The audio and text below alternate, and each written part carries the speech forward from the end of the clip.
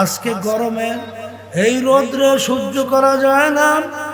হারে সূর্য কিয়ামতের ময়দান, কিয়ামতের ময়দানে এক হাত বা শো হাত মাথার উপরে আমার মালিক উপর কইরা ছাইরা দেবে। কিয়ামতের ময়দানে ঘর নাই, বাড়ি নাই, গাছ নাই, পানি নাই। জাহান্নামের ময়দান সূর্যের তাপে পুইরা লাল, চামড়ার মতো লাল হইয়া যাবে। নাফরমানদের তালুটা টাস টাস করিয়া ফাইটা মগজগুলা ভাতের মতো উতলাইয়া বাইয়া বাইয়া পড়তে থাকবে। লা ইয়ামুতু ফিহা ওয়ালা ইয়াহইয়া। মানুষ মরবেও না, বাঁচবেও না, মরণ তালাশ করে আর কোনোদিন পাওয়া যাবে না। আমার মালিক বড় দয়া, আমার মালিক বড় মায়া। আরে কখন কোন সময় বাজান তোমার আমার ডাক আসবে, তোমারও জানা নাই, আমারও কিন্তু জানা নাই। যেহেতু জানা নাই, কোরআন এবং হাদিস অনুযায়ী যদি গুনাহ বেশি পাল্লা ভারী করিয়া কবরে যাও, যে আযাব গজবের ঘোষণা আমার মালিক দিছে, ওই এক সেকেন্ড আযাব সহ্য করার শক্তি কোনো মানুষের নাই। আল্লাহ আপনি আমাকে আমাদের সবাইকে মাফ করেন। আল্লাহর হাবিব বলেন, ও আমার উম্মতেরা, কোনো নাফরমানের কবরের ভিতরে 99 বিষাক্ত সাপ জমা হবে, নাফরমানকে পেঁচাইয়া ঠোকরাবে, এমন বিষধার হবে জমিনে। যদি জমিনের দিকে মুখ করিয়া ফুঁক দিত, কোনো গাছপালা মাথা জাগাতে পারত না। আল্লাহ কিয়ামত পর্যন্ত ওই সাপ নাফরমানকে পেঁচাইয়া ঠোকরাবে। আল্লাহ আপনি আমাকে আমাদের সবাইকে মাফ কইরা দিয়ে জাহান্নামের আগুন আইসা কবর ভরবে। আমি বলি নাই, আল্লাহর হাবিব বলছেন, শুনাইতেছি। আর এই এক পাশের মাটি আর এক পাশ দিয়া চাপ দিয়া পাঁজর মিশাই অন্য পাঁজরে মিশাইয়া দেবে। আল্লাহ আপনি আমাকে আমাদের সবাইকে মাফ কইরা দিয়ে আহারে গরু দিয়া 2 জন ফেরেশতা কিয়ামত পর্যন্ত পিটাবে। আল্লাহ আপনি আমাকে আমাদের সবাইকে মাফ করে দিয়ে আল্লাহ আল্লাহ আর যদি আল্লাহর হুকুম অনুযায়ী, আল্লাহর হাবিবের তরিকা অনুযায়ী চইলা যদি কবরে যাইতে পারেন, আল্লাহর হাবিব বলে ওই কবর একটা বেহেশতের বাগান হইয়া যাবে। আল্লাহ আপনি আমার জন্য আমাদের সবার জন্য কবুল করে নিয়েন। আল্লাহ রাব্বুল আলামিন বলেন, ফেরেশতারা আমার বান্দা বান্দিকে আমি যেভাবে বলছি ওইভাবে ওরা কষ্ট করে চইলে আমার কবরে আসছে, ওদেরকে বেহেশতের পোশাক পরাইয়া দাও, ওদের কবরের ভিতরে বেহেশতের বিছানা বিছাইয়া দাও। আল্লাহ আপনি আমার জন্য আমাদের সবার জন্য কবুল করে নিয়ে আল্লাহু আল্লাহ। আখারে এ দুনিয়াদার পাগল আমার বাবারা, বাজান আজকে একটু মাথা ব্যথা করলে সহ্য করা যায় না, বাজান পেটে ব্যথা করলে সহ্য করা যায় না, একটা পিটান দিলে সহ্য করা যায় না। আজকে গরমে এই রোদ্রে সহ্য করা যায় না। হারে সূর্য কিয়ামতের ময়দান, কিয়ামতের ময়দানে এক হাত বা শো হাত মাথার উপরে আমার মালিক উপর কইরা ছাইরা দেবে। কিয়ামতের ময়দানে ঘর নাই, বাড়ি নাই, গাছ নাই, পানি নাই। জাহান্নামের ময়দান সূর্যের তাপে পুইরা লাল, চামড়ার মতো লাল হইয়া যাবে। নাফরমানদের তালুটা টাস টাস করিয়া ফাইটা মগজগুলা ভাতের মতো উতলাইয়া বাইয়া বাইয়া পড়তে থাকবে। লা ইয়ামুতু ফিহা ওয়ালা ইয়াহইয়া। মানুষ মরবেও না, বাঁচবেও না, মরণ তালাশ করে আর কোনোদিন পাওয়া যাবে না। আমার মালিক বড় দয়া, আমার মালিক বড় মায়া। আমার মালিক যখন মা বলে নিয়ে আসছে, আমার মালিকের কাছে দোয়া করেন, গুনার কথা মনে কইরা দু চোখের পানি ফালাও। এরপর মালিকের কাছে মাপ চাও, দয়া মায়া করে মালিক আমাদের নেককে গুনাহকে নেকের দ্বারা পরিবর্তন কইরা দিবে। এই জন্য ঈমানকে নির্বাচাল করেন, আমল বেশি লাগবে না, অল্প করেন, আল্লাহর রহমতে জান্নাতে যাইবে। আমি বলছি না, আল্লাহ রাসূল সাল্লাল্লাহু আলাইহি ওয়াসাল্লাম বলছেন। আর অনেকে তো খুব বেশি করে ওরে সর্বনাশ, যে এমন বুজুর্গ মানে 24 ঘন্টা সব সময় ইবাদতের ভিতরে লিপ্ত থাকে।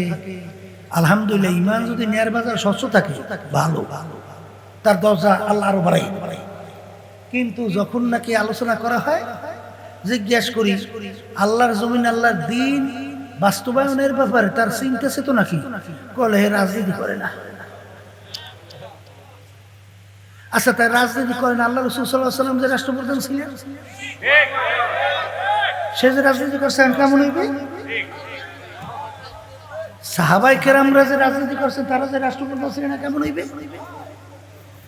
আল্লাহ হাবিব যে বলেন, মান রাআ মিনকুম মুনকারান ফালিয়ুগাইয়িরহু বিয়াদিহি ফাইল্লাম ইয়াস্তাতি' ফাবিলিসানিহি ফাইল্লাম ইয়াস্তাতি' ফাবিকলবিহি ওয়া যালিকা আযআফুল ঈমান। ঈমানের তবকা স্তর বয়ান করতে যে আল্লাহ রাসূল সাল্লাল্লাহু আলাইহি ওয়াসাল্লাম বলেন, আকওয়া শক্তিশালী ঈমান হলো অন্যায় প্রতিবাদে শক্তিশালী হাত দিয়া ফিরাবে। ওই পরিমাণ শক্তি না থাকলে মুখে বইলা ফিরাবে। ওই পরিমাণ শক্তি না থাকলে মনে মনে পরিকল্পনা করতে থাকবে কিভাবে অন্যায়কে ফিরানো যায়।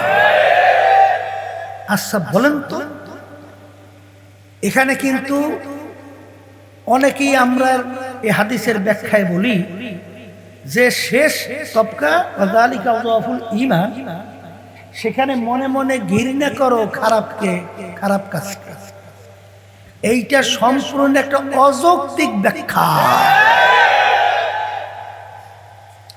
আগে বইলে আসলাম কি, হাত দিয়া ফিরাও, মুখ দিয়া ফিরাও, আর শেষে বললাম মনে মনে ঘৃণা করো। এই অর্থটা আসলো কোথা থেকে?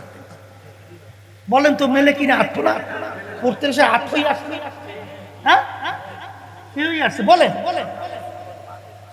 তাহলে আগের অর্থ যদি হয় ফিরাও, আর শেষেরটা হবে মনে মনে ঘৃণা করো না, শেষেরটা হবে মনে মনে পরিকল্পনা চিন্তা করো কিভাবে অন্যায়কে ফিরানো যায়। এই শেষের অবস্থান হইল ঈমানের দুর্বল অবস্থা। তাই দরবেশ তো হয়েছে, বুজুর্গ তো হয়েছে ঠিক, কিন্তু সমাজের ভিতরে এত খুব, এত গু, এত দুর্নীতি, এত ঘুষ, এত সুদ, এত জুলুম, এত মিথ্যাচার, এত ইসলামের বিরুদ্ধাচারণ। আহা, বুজুর্গের মোড়ে লড়াও নাই, সরাও নাই। তাহলে বনি ইসরাইল হাদিসের ঘটনাটা কি? 1000 বছর এই না ফেরেশতাদেরকে আল্লাহ হুকুম করছে না, জমিন উল্টাইয়া দাও, ধ্বংস করো। ফেরেশতারা বলে, মালিক আপনার এই জমিনের ভিতরে এমন এক বান্দা 24 ঘন্টা আপনার ইবাদতে লিপ্ত, দিনে রোজা রাখে আপনাকে ডাকে, রাত্রে তাহাজ্জুদের ভিতরে দাঁড়াইয়া আপনাকে ডাকে, জিকির আজকারের ভিতরে থাকে। এদের ব্যাপারে কি করি? এর ব্যাপারে করি কি? আল্লাহ রাব্বুল আলামিন বলেন, ওকে সহ। শব্দটা কি? ওকে সহ জমিন উল্টাও, ধ্বংস করো। মালিক, ব্যাপার তো কিছু বুঝলাম না। বলে, কিছু বুঝো না? সমাজের ভিতরে এত অন্যায়, এত অবিচার, এত জুলুম, এত নির্যাতন, এত মিথ্যাচার, এত দুর্নীতি, এত চাঁদাবাজি, এত মানে কোরআনের বিরুদ্ধে আইন পাশ হওয়া, এই ব্যাপারে ওরা একটু চিন্তাও নাই, চেষ্টাও নাই, বোরাও বেকা নাই। এই জন্য ওকে সহজমিনে উল্টাইয়া শেষ করো।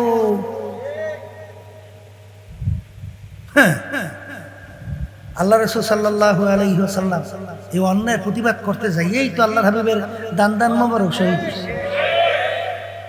মাথা মোবারকের মধ্যে হেলমেট ভাঙ্গে ঢুকছে, পেট ডল দল মিডে শুননা শেখছে।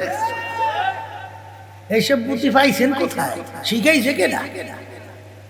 কোথার থেকে এই তরিকা রাস্তা পাইছে? হ্যাঁ, এই জন্য তো আল্লাহ নবীকে দোয়া করতে, বুজুর্গে কি নেহি হামকো জরুরত, বুজুর্গে কি নেহি হামকো জরুরত, গোলাম আপনা বানালে আয়ে খুদায়া। হে আমার দয়ার মালিক, অত দরবেশি বুজুর্গই লাগবে না, দয়াময় করে আপনি আমাকে আপনার গোলাম হিসাবে কবুল করে না। এই জন্য ঈমানকে নির্ভেজাল করতে হবে। আল্লাহ রাব্বুল আলামিনের কাছে কোনো দরবেশের পরিচয় টরিচয় নাই, বুঝলেন? মা আতাকুমুর রাসূলু ফাখুযুহু ওয়া মা নাহাকুম আনহু ফান্তাহু। আল্লাহ রাব্বুল আলামিন বলছেন, আমার হাবিব যা কিছু নিয়ে আমি তাকে পাঠাইছি, এই তোমাদের কাছে যা নিয়ে গেছে আকরাইয়া ধরো, যার থেকে নিষেধ করছি পুরাপুরি তার থেকে ফেরো। কথা ঠিক কিনা? এই জন্য আব্বাজান রহমাতুল্লাহি আলাইহি বলতেন, হে আল্লাহর বান্দারা, উলামায়ে কেরাম সম্মানিত, যদি আমার ভিতরে দ্বীনের কোনো একটা দিক কমতি থাকে তাহলে দয়া মায়া করে আপনারা সেটা আমাকে ধরায়া দেন। কারণ আল্লাহ হুকুম করছেন, উদখুলু ফিস সিলমি কাফা, ইমানদারেরা দ্বীনের ভিতরে পুরা ঢোকো। আমার আব্বাজান বলতে, এই রাজনীতি নিয়েই তো বর্তমানে যত ঝামেলা, কথা কয় না? আমরা বুঝি না যে কত কষ্টের পথ, কত কষ্টের পথ, বুঝি না? হ্যাঁ, পীর মুরিদি মজার জিনিস, বুঝি না। এই সবাই এসে হুজুরের কাছে দোয়া চাইবে, কত কায়দা, হুজুরের কি সম্মান। এমপি সাহেব, মিনিস্টার সাহেব, প্রেসিডেন্ট সাহেব আইসে হুজুরের কাছে মাথাটা নিচু করিয়া, হুজুর একটু দোয়া করিয়ে দেন। হুজুর তো মনে মনে খুশি, আরে আল্লাহ সব আমার কাছে দৌড়ি আমার সম্মানে করেছে, নাই হাদি এত অভাব নাই। আর এই রাজনীতি পথে গেলে আরে আত্মীয় পর্যন্ত শত্রু হয়েছে, জেল ভয় আছে না নাই? এরপরে জান যাওয়ার ভয় তো আছে, এরপরে গালাগালি তো ওর শুনতে শুনতে পারি আম্ম দেয়, গ্রামে কথা আছে, কি বলে আম্ম দেশে বলছে, তা তো আসি। তারপরে কাটাযুক্ত পথ, কেন কেন করি? আল্লাহর হুকুম পালন করার জন্য, এছাড়া কিচ্ছু না। এছাড়া আল্লাহর রহমতে আপনাদের দোয়ায় পরিষ্কার ভাবে বলছি, এমপি মন্ত্রী অমুক টমুক শহর হওয়ার কোনো শখ নাই, খেয়াল হবে, বরং মনে করি একটা বোঝা, ঠিক না? বর্তমানে পরিবেশ পরিস্থিতি। এরপরে আবার টাকা পয়সা নিজের কামাই করে আবার খরচ করে, এরপরে আবার শত্রু শেষ নাই, ঝামেলার কোনো শেষ নেই, আছে না নাই? করি কেন? করি তো আল্লাহর হুকুম পালন করার জন্য। ওয়ামান লাম ইয়াহকুম বিমা আনজালাল্লাহ ফাউলাইকা হুমুল কাফিরুন ফাউলাইকা হুমুজ জালিমুন ফাউলাইকা হুমুল ফাসিকুন। যারা মানে নীতি আদর্শ অনুযায়ী রাষ্ট্র পরিচালনা করবে না, ওরা কাফের, ওটা জালেম, ওরা ফাসিক। ইনিল হুকমু ইল্লা লিল্লাহ, আমার মালিক বলেন জমিন আসমান মাখলুকাত মানুষ আমার, এই জমিনের ভিতরে সর্বত্র নিয়ম নীতি চলবে ও আমার। ইন্নাদ দীনা ইনদাল্লাহিল ইসলাম, আমার মালিক বলেন নীতি আদর্শের মধ্যে একমাত্র আমার কাছে গ্রহণযোগ্য নীতি আদর্শ, তার নাম হলো ইসলাম। কথা ঠিক না? এর জন্যই কিন্তু বাজান ভালো কইরা বুঝি, ভালো কইরা জানি, প্রায় উদাহরণ দিয়ে বলি, আজকেও বলি, বাজান রে ইব্রাহিম বিন আদহাম রহমাতুল্লাহ আলাইহি, তিনি বলকের বাদশাহী ছাড়লেন, কেন? আল্লাহকে পাওয়ার জন্যে। বলকের বাদশাহী কেন ছাড়লেন? বলেন, মুখ খুলে বলেন, আল্লাহকে পাওয়ার জন্যে। সাহাবায়ে কেরামরা বাড়ি ঘর আত্মীয় স্বজন সব ছাড়লেন, হিজরত কইরা মক্কা শরীফ থেকে মদিনা শরীফ রওনা করলেন। কাকে পাওয়ার জন্যে? আল্লাহু আকবার। তারা সব কিছু বাদ দিল আল্লাহকে পাওয়ার জন্য। কিন্তু আজকে বর্তমানে বাংলাদেশের ভিতরে এক শ্রেণীর ইসলামের নামে দল, তারা আল্লাহকে ছাড়লো ক্ষমতা পাওয়ার জন্যে, ক্ষমতায় যাওয়ার জন্য, ক্ষমতা পাওয়ার জন্যে। কথা ঠিক না? কেমন ক্ষমতার লোভ ঢুকছে, আল্লাহ মাফ করে। বেপর্দা মহিলাদেরকে সামনে সারিতে বসাইয়া এইবার মিটিং করতে হইবে।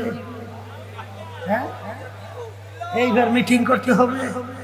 তাহলে আল্লাহর হুকুম, পর্দা ফরজটা কোথায় যায়? হ্যাঁ, এরপরে বেপর্দা মহিলাদেরকে নিয়ে সারি বেঁধে মিছিল করতে হবে, এই বেপর্দা মহিলাদেরকে নিয়ে। তাহলে আল্লাহর হুকুম, পর্দা ফরজটা যায় কোথায়? নাম তো দেশে হুজুর, নাম তো দেশে অনেক জবরদস্ত বড় বড় আলেম, নাম তো দেশে অনেক ইসলামের নামে দল, দেশে তো অনেক। তাহলে আপনারা ফতোয়া দিয়ে দেন আল্লাহর হুকুম পর্দা ফরজ বলতে কিছু নাই,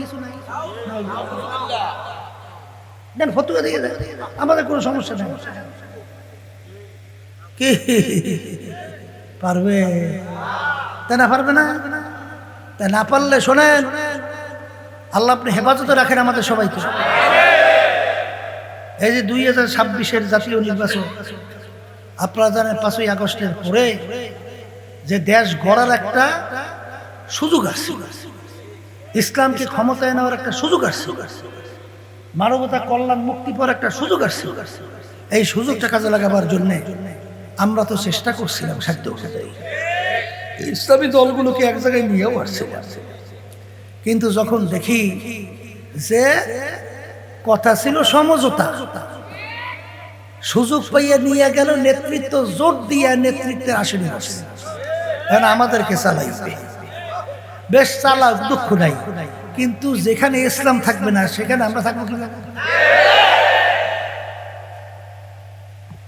এই যেখানে ইসলাম নাই, শরিয়া নাই, তাই ইসলামের নামে দলটার নাম দিলাম কেন? তাহলে গতানুগতিক আওয়ামী লীগ, বিএনপি, জাতীয় পার্টি হয়ে গেলেই তো হয়ে গেল। আবার ভিন্ন দল দরকার কি? কোন দরকার আছে? ইসলামী দল মানে ইসলামী নীতি আদর্শ বাস্তবায়নের জন্য তো দল, তা ইসলাম না আবার কিসের? তখন আমরা কি বুঝি না যে ওই সমঝোতায় আমরা থাকলে আমাদের হয়তো 20-25টা এমপিও তো হয়ে যাওয়ার সম্ভাবনা ছিল না? এই পরিবেশ হয়ে গেছিল। তাই সেখানে ওই মুহূর্তে ক্ষমতার দ্বার প্রান্ত থেকে এই ফিরিয়ে আসার কারণ কি? আল্লাহকে পাওয়ার জন্য। কাকে পাওয়ার জন্য? আল্লাহকে। এই রাজনীতি করিও আল্লাহকে পাওয়া। অনেকে মনে করছে হুজুর এত সুযোগ ছিল, এতগুলো এমপি, আপনারা তো জানেন না। হ্যাঁ, আবার এদের থেকে এমপি গিরি আনা লাগবে কেন? আওয়ামী লীগ এলারা আমাদেরকে অনেকগুলো এমপি দেওয়ার জন্য প্রস্তাব দেয় না, বিএনপি দেয় না, এইবার জাতীয় নির্বাচনও দেয় না। তাইলে যদি ইসলাম বাদ দিয়ে এমপি গিরির জন্যই রাজনীতি করতে হয়, তাহলে তোমাদের কাছে যাওয়া লাগবে। আরে সব এক জায়গায় করছিলাম তো ইসলামের জন্য। এই জন্য আমার বাজানদেরকে বলবো, পর্দা আলে মা বোনদেরকে বলবো, শোনেন, খুব হুশ করে তারপর পা বাড়াইতে হবে। গালাগালি তো কোনো শেষ নেই, কত গাই, কত আবিজুবি কথাবার্তা। এই টাকা খাইয়া অমুক করে, সমুক করে, টমুক কয় না, আবার অমুকে এই লিপসে, অমুকের বিভিন্ন ধরনের কথাবার্তা বলে না, এগুলো অত শুনতে হয়। তারপরেও কেন করি? আল্লাহকে পাওয়ার জন্য। কথা ঠিক কিনা? আখলিস দীনাকা ইয়াকফিকা আমালুল কালিল, ঈমানকে নির্ভেজাল মজবুত করো, স্বচ্ছ করো, অল্প নেক আমল করবে, নাজাত পাইয়া জান্নাতে যাইতে পারবে। এই আল্লাহর বান্দারা, পর্দালের মা বোনেরা, ঈমান কাকে বলে ভালো কইরা বুঝা শুইনা ঈমানের উপরে চর্চা করেন। আমিনু কামা আমানান নাস, আমিনু কামা আমানান নাস। ঈমান আনো সাহাবায়ে কেরামরা যেভাবে ঈমান আনছিল, সাহাবায়ে কেরামদের ঈমানের ধরনটা কেমন ছিল? তামাম দুনিয়ার সব কিছু তাদের পায়ের উপরে ফালালো, আল্লাহর ফজল ও করমে তাদের ঈমান কিঞ্চিত নড়ে না। কথা ঠিক না ঠিক? ঈমান আনতে হইবে এরকম নির্ভেজাল। আর আপনি যদি নিয়াত কইরা চেষ্টা কইরা সামনে পথ চলেন, ঈমান মজবুত কইরা নির্ভেজাল করার দায়িত্ব আমার মালিক নিয়ে নেবে। কথা ঠিক কিনা? এই জন্য তো আল্লাহর ওলিরা দোয়া করতেন, মালিক কারিমা বেবাকশায় বারহালে মা কে হাসতা মাসিরে কামান্দে হাওয়া। আমার দয়ার মালিক একটু দয়া মায়া করে আমার দিকে রহমতের নজরে তাকান। মালিক আমি তো নফসে আম্মারার জিনজিরের ভিতরে আবদ্ধ হইয়া গেলাম, মালিক দয়া মায়া করে এই জিনজির থেকে যদি আপনি আমাকে পরিত্রাণ না দেন, আমার কোনো উপায় নাই। যখন বান্দাবান্দি এরকম নির্ভেজাল স্বচ্ছ ঈমান নিয়া মজবুত হয়ে যখন পথ চলবে, তখন আমার মালিক ওয়াদা করেন, আল্লাযীনা জাহাদু ফীনা লানাহদিয়ান্নাহুম সুবুলানা ওয়া ইন্নাল্লাহা লামাআল মুহসিনিন। হে বান্দাবান্দি, তোমাদের কোনো চিন্তা নাই, তোমরা ইখলাস নিয়ে নির্ভেজাল ঈমান নিয়ে সামনে পথ চলো। যত বাধা, যত মুসিবত, যত বিপদ আসুক না কেন, আমি তোমাদের কাছে বলছি, তোমাদের রাস্তায় চলার জন্য বহুত রাস্তা আমি খুইলা দেব। আল্লাহ রাব্বুল আলামিন কিভাবে রাস্তা খোলে তা বাজান বহুত অংশে, বহুতভাবে বহুত পরীক্ষায় দেখছি। আব্বাজান রহমাতুল্লাহি আলাইহি সময় দেখছিলাম বাজান, আমরা পর্যন্ত বেচাইন হয়ে গেছি। আল্লাহর কুতুব কি সিদ্ধান্ত নিল? সব যায় একদিকে, আল্লাহর কুতুব যায় অন্যদিকে। কি অবস্থা হবে? না আল্লাহর কুতুব ইন্তেকাল হওয়ার পরে না মানুষ কবরে আবার না মাউজুবিল্লাহ গালাগালি করবে, এরকম ভাবে ভয় আমাদের ভিতরে আসছিল। কিন্তু আব্বাজান রহমাতুল্লাহি আলাইহি তিনি আল্লাহর উপর তাওয়াক্কুল করে যখন পথ চলছিলেন, আল্লাহ রাব্বুল আলামিন এত সহজভাবে পথ খুলছিল, পরবর্তীতে সবাই বলতে বাধ্য হলো যে ফজলুল করিম পীর সাহেব চরমনাই রহমাতুল্লাহি আলাইহি তিনি হকের উপরে মজবুত ছিল। জোরে বলেন কথা ঠিক কিনা? দেখেন আল্লাহ রাব্বুল আলামিন তার কেমনে পথ খুইলা দেয়। এই জন্য আমার বাজানদেরকে বলবো, পর্দারে মা বোনদেরকে বলবো, সাময়িক দুনিয়ার কিছু সম্পদ, কিছু সম্মান, কিছু অর্থ, কিছু টাকা, ওই আজকে যখন গাড়িতে আসতে আসি তখন থেকে একটা গাড়ির পিছনে দেখি লেখা যে সম্পদ খাইবে লোকে, সম্পদ খাইবে লোকে, আর তোমাকে খাইবে পোকে। এই আল্লাহর বান্দারা, পর্দার মা বোনেরা, যারা নাকি হারাম হালাল তমিজ পার্থক্য না কইরা সম্পদের দিকে এত যাদের লোভ ঝুঁকছে, আর এই সম্পদ কার জন্য রাইখা যাও? এই সম্পদ তো তুমি নিয়ে কবরে ঝাঁপ দিতে পারবে না। এই সম্পদ তো যার যার স্থানে থাকবে। আমার আব্বাজান রহমাতুল্লাহ আলাইহি বলতে, সন্তান যদি দিনদার আল্লাহওয়ালা না হয় তাইলে এরা কিন্তু ডাকাতের দল। আব্বাজান বলতেন, ডাকাত যেরকম তোমার মাল ছিনতাই করে, এরকম ভাবে ওরা তোমার মাল ছিনতাই করবে, তোমার সম্পদ নিয়ে আর কারাকারি মারামারি করবে। বাংলাদেশের ঘটনা, বড় ধনী ছিল বাজান, ব্যাংকার বড় ধনী, মারা যাওয়ার পরে ওকে নিয়ে গাড়ি গ্যারেজের ভিতরে লাশ ফলাইয়া রাখছে। ওদিকে দুই ছেলে বাপের গোসল কাপন জানাজার কোনো খবর না কইরা, দাফন কাপড়ের খবর না কইরা ওরা দুই ভাই মারামারি করে বাপের সম্পদ মনে হয় কার থেকে বেশি নেবে। ওদিকে বাপের শরীর আর অর্থাৎ লাশ ফুইলা ওঠার উপক্রম, এলাকার লোকজন সাদা দইরা তারপর তাকে দাফন কাপড়ের ব্যবস্থা করলো। কার জন্য সম্পদ নিয়ে যাও, কার জন্য সম্পদ রাইখা যাও, চিন্তা ভাবনা কইরে তারপর কবরে রওনা করো। কারণ বাজান রে, দুনিয়া কিন্তু ক্ষণস্থায়ী, স্থায়ী কারোর জন্য না। ইতিহাস পড়লে দেখো, হারে শুনতেছিলাম এক আল্লাহর বান্দা বড় ধনী মানুষ, 5 না 6 তলা নতুন সুন্দর বিল্ডিং তৈরি করার পরে লোকজন নিয়ে সিঁড়ি দিয়ে উঠতেছে দোয়ার জন্য, ওই সিঁড়ির ভিতরে গুল্লাইয়া পড়ে গেছে। এরপরে দেখে আল্লাহর বান্দার দুনিয়াতে না। এত সুন্দর বিল্ডিং তৈরি করলা, কিন্তু তার বিল্ডিংয়ে তিনি থাকার মতো সুযোগ পায় নাই।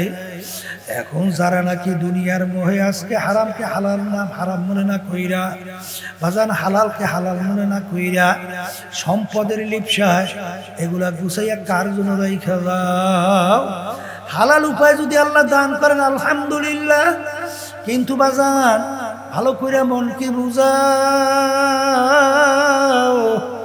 তারপর দুনিয়ার থেকে বিদায় নিয়ে কবরে রওনা করো।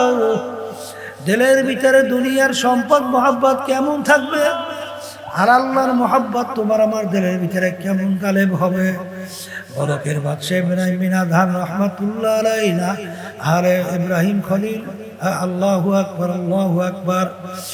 ইব্রাহিম আলাইহিস সালাতু ওয়াস সালাম খানা খাইতেছে, রাস্তার ফকির ফেরেশতা ভিক্ষুকের সুরাতে মালিকের দরবার থেকে ইজাজত নিয়ে আসছে, মালিক একটু পরীক্ষা করে দেখবো।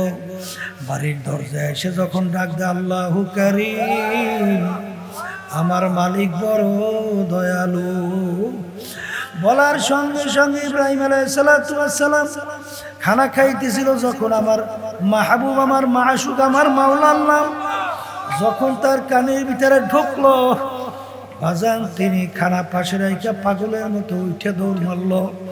দৌড় মাইরে যাইয়ে দেখে গেটের পাশে এক রাস্তার ফকির ভিক্ষুক দাঁড়াই আছে। ভাই, তুমি একটু আমার মাসুম মাহবুবের নাম আবার একটু শোনাও, হুজুর বিনিময় কি দিবে? আমার হাজার হাজার বকরি সব তোমাকে আমি দান করলাম। আবার যখন আল্লাহর বান্দা বলে আল্লাহু কারীম, যত শুনে তত মজা বাড়ায়। কালে কি দাবার বলো, শোনাও, কি দেবেন? কলে আমার যত সব দিয়া দিলাম।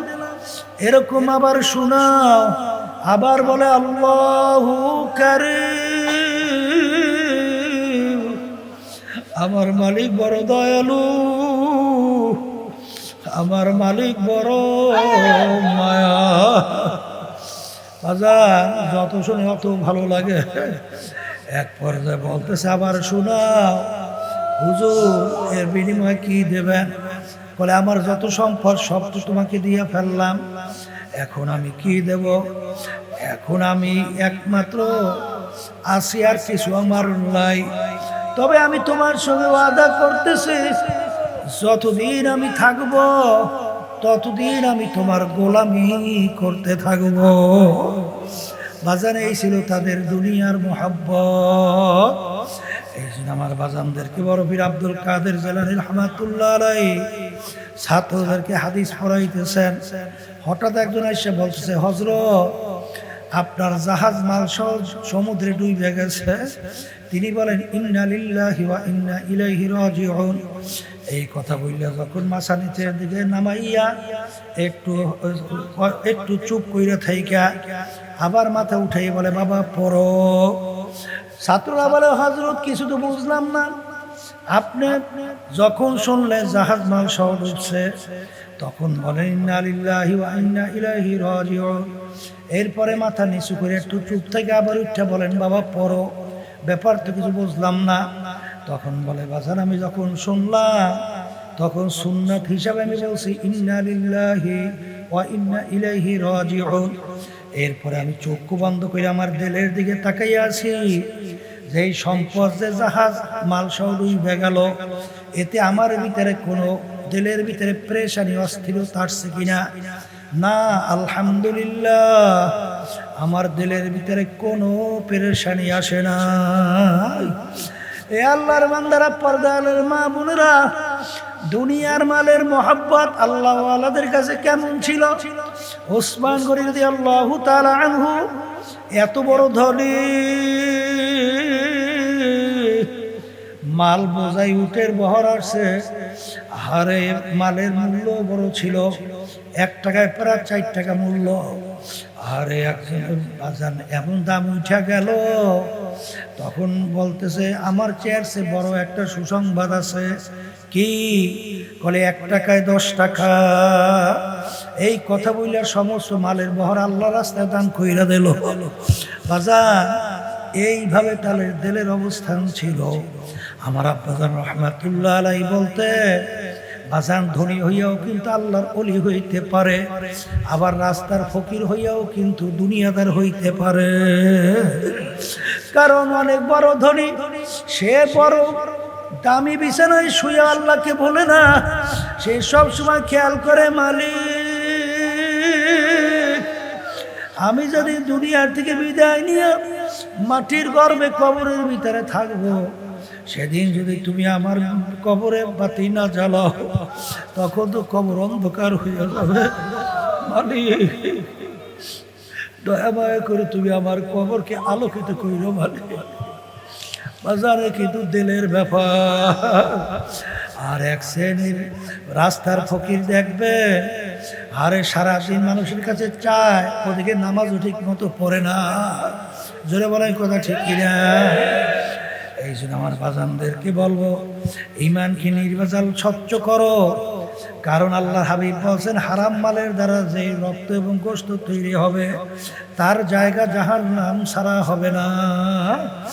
এ আল্লাহর বান্দারা, পর্দালের মা বোনেরা, এইটা বিশ্বাস করিয়েই তো সাহাবায়ে কিরামদের ইতিহাস পড়ো, তাদের ঈমানের অবস্থা দেখো। দুনিয়াও যদি তাদের পায়ে ফালাইতো, আল্লাহর ফজল ও করমে ঈমান এক কিঞ্চিত লড়তো না। এই ক্ষেত্রে যে আমার আব্বাজান বলতেন, কারো ঈমানের মূল্য 10, কারো 100, কারো 1000, কারো লক্ষ, কারো কোটি।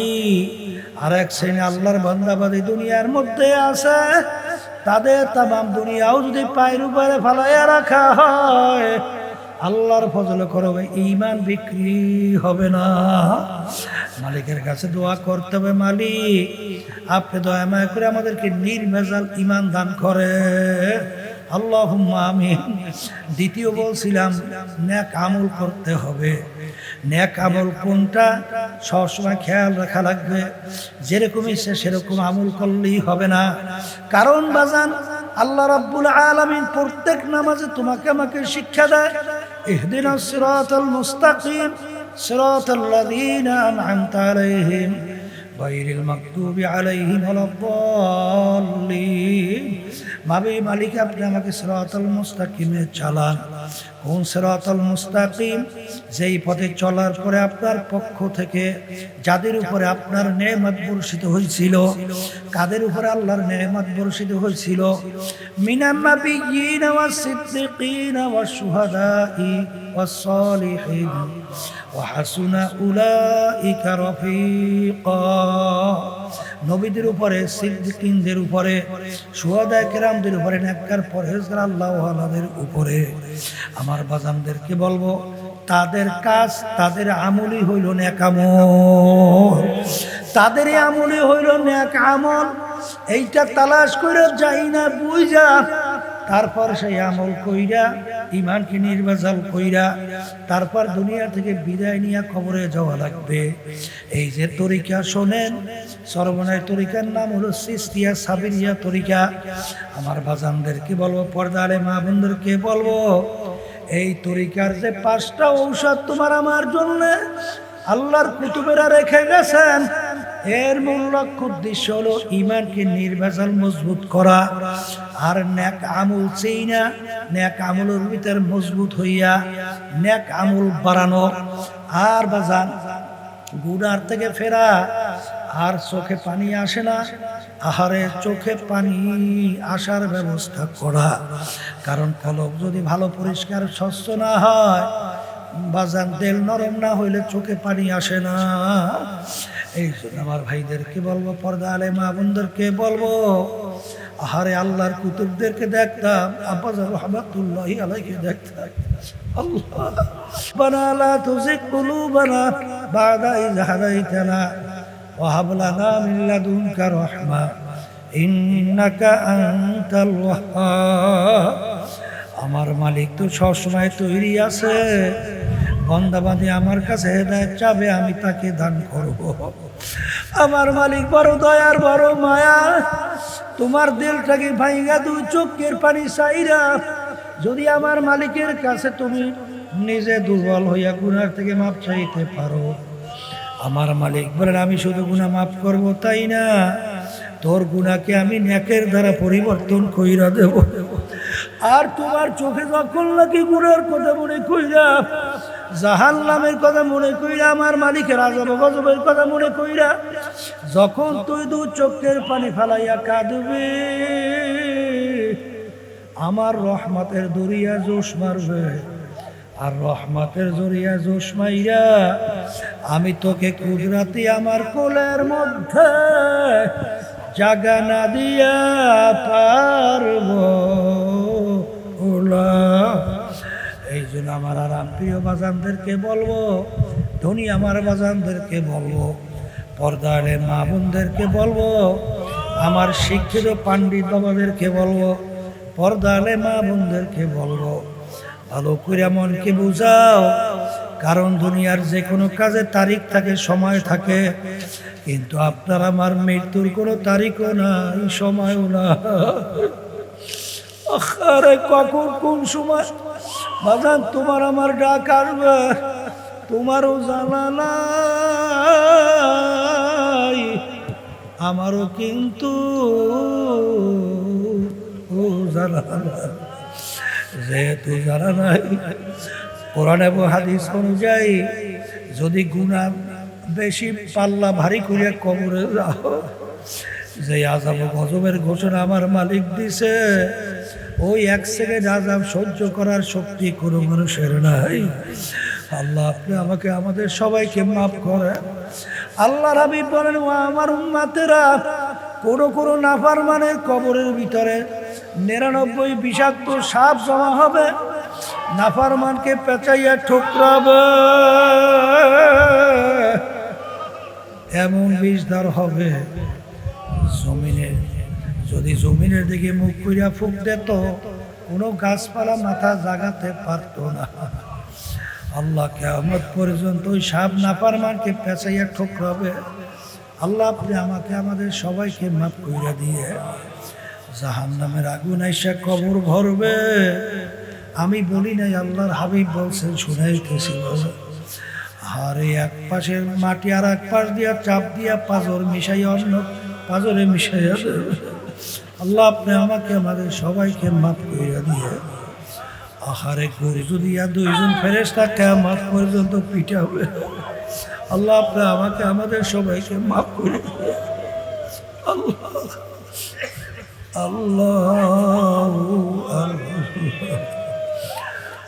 আর যদি আল্লাহর হুকুম অনুযায়ী, আল্লাহর হাবিবের তরিকা অনুযায়ী চইলা যদি কবরে যাইতে পারেন, আল্লাহর হাবিব বলেন ওই কবর একটা বেহেশতের বাগান হইয়া যাবে। আল্লাহ আপনি আমার জন্য আমাদের সবার জন্য কবুল করে নিয়েন। আল্লাহ রাব্বুল আলামিন বলেন, ফেরেশতারা আমার বান্দা বান্দিকে আমি যেভাবে বলছি ওইভাবে ওরা কষ্ট করে চইলে আমার কবরে আসছে, ওদেরকে বেহেশতের পোশাক পরাইয়া দাও, ওদের কবরের ভিতরে বেহেশতের বিছানা বিছাইয়া দাও।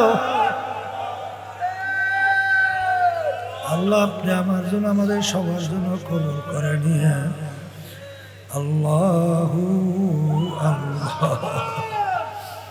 আখারে